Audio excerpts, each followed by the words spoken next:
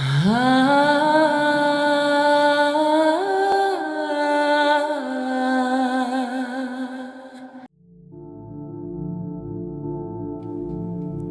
up, pilots? I'm Exmachinagamma, General of the Exmachina Corps. Before we start, I want to shout out to Avalance Reviews. Check out his Silent Hill retrospectives, which are great, and in no way why I ripped off my intro idea. Let's get started. General on deck, let's roll. The remake for Silent Hill 2 got served to us, so let's get started with the greens and things, which I don't like. Angela's model apparently has drawn the ire of some gamers. Chief among the complaints are that her face doesn't match her voice, how she doesn't look 19, or that she's likely a self-insert due to DGI ESG adjacent consultants. Now I know, when those signals are shown, all of the internet knows you're here, but it doesn't help when it's mentioned that the game is made for modern audiences either. On the other side of the coin is Maria. Her original outfit, being iconic, has now been changed to an overcoat with a dress. The leopard print miniskirt, crop top, and midriff, it's gone. It's gone, McCready. This change has many gamers saying this was unnecessary given that it's James' projection of his wife, and her design was based around Christina Aguilera during the early 2000s. I remember gamers criticizing CG cutscene models and in-game models breaking the immersion. Now it's I don't like the design change for whatever reason, and being piggybacked now by the DGI ESL Paul Revere YouTube channels. This to me seems like surface level criticism and superficial, which is why I think it's Twitter X people are responding to and tweeting rage bait. Let's get into the meat and potatoes. I'm okay with a third-person camera like the Resident Evil 2, 3, and 4 remakes, given that Silent Hill is a Resident Evil clone. I hope that's not the first time you're hearing that. The fog looks thick and really obscures the town. Environmental sounds resonate, and James' footsteps are very pronounced. Everything does show that not only was Silent Hill having a lived-in aesthetic, but also still being frozen in time.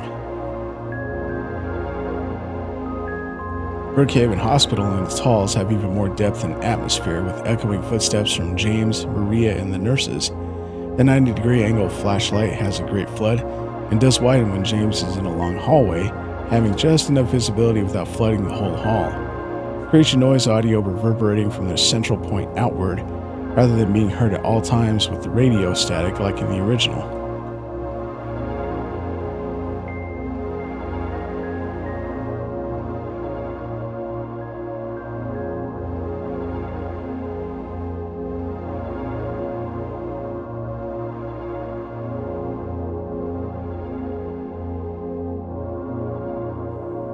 The lying figure monster first encounter introduces melee combat, now with a dodge escape in the remake, letting James reposition much easier, versus the OG game where James has some freedom of movement walking and swinging with a 2x4, but have a static position for two-handed overhead strikes. The bubblehead nurses have a combo swing, and judging by the barehanded grab, can leave James open if other nurses or enemies are around, compared to the original where the nurses swing and stun lock James, needing to menu drive Tango to heal.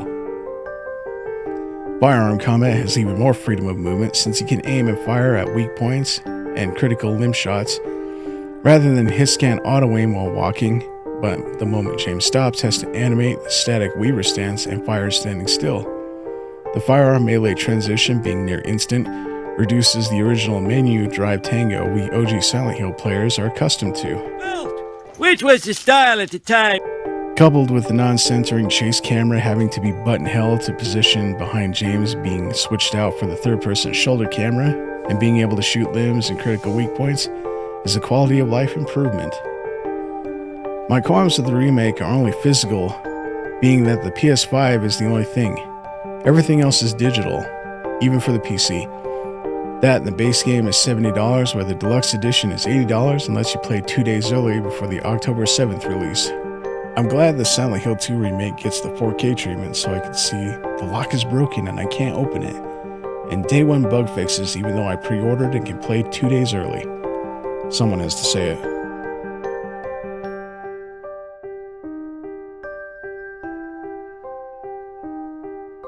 I'm still seeing the usual tropes. Compared it to the remake, like seeing the disemboweled bodies having drag marks showing where to go, yet still have enough linearity to progress the game.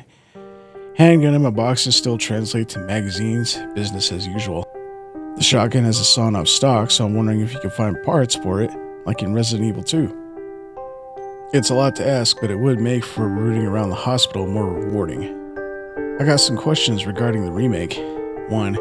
We haven't seen the inventory menu. Now, while I'm one for reducing the time between combat and menus, and only needing them for puzzles and files, how does the inventory menu fare versus the horizontal radial menu where everything is held in the OG game? Is there a limit to what James can hold? Are there going to be 4 endings plus the UFO ending? Alright, let's close this out with dessert. Silent Hill 2 Enhanced Edition tweeted about the remake, and I personally want to play Silent Hill 2 on the PC. The classic game is available on PS2 and Xbox, and I personally want every pilot to experience this game, be it the remake or OG. This pivotal game has influenced many indie games since its release over 20 years ago, and is still talked about on YouTube. There's no shortage of ways to get the Silent Hill experience. And we've come to the end. If you made it this far, leave a like and comment or dislike. Subscribe for more content like this. Links in the description for Avalance Reviews and help with my channel. I also stream on YouTube. And with that, I'll see you in the next drop. Peace.